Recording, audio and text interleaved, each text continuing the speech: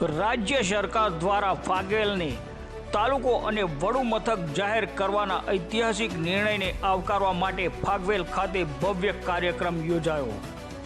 આ પ્રસંગે ક્ષત્રિય વીર ભાતીજી મહારાજના દર્શન અને પૂજનનું કાર્યક્રમનું આયોજન કરવામાં આવ્યું હતું।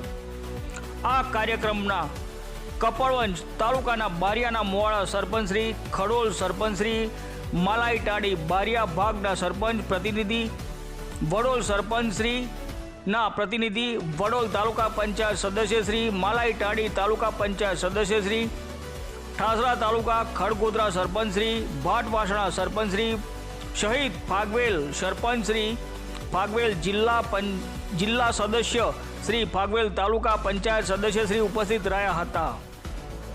આ ઉપરાંત પોડા ફાગવેલના સરપંચશ્રી અને તાલુકા સદસ્યશ્રી, દાદાના મુવાડા સરપંચશ્રી, લસુંદરા સરપંચશ્રી, ફૂલછત્રપુરા સરપંચશ્રી, ચારણ નિકોલ સરપંચશ્રી, વિશ્વનાથપુરા સરપંચશ્રી, લાડવેલ સરપંચશ્રી, લક્ષ્મણપુરા સરપંચશ્રી તેમજ અનેક ગામોના આગેવાનો અને ગ્રામજનો મોટી સંખ્યામાં હાજર રહ્યા હતા।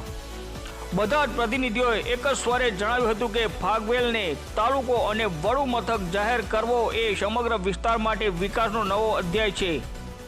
આ નિર્ણયથી ગ્રામ્ય વિસ્તારના લોકોને હવે સરકારી સેવાઓ સરળતાથી અને નજીકમાં ઉપલબ્ધ થશે, જેના કારણે સમય અને ખર્ચ બંનેમાં બચત થશે।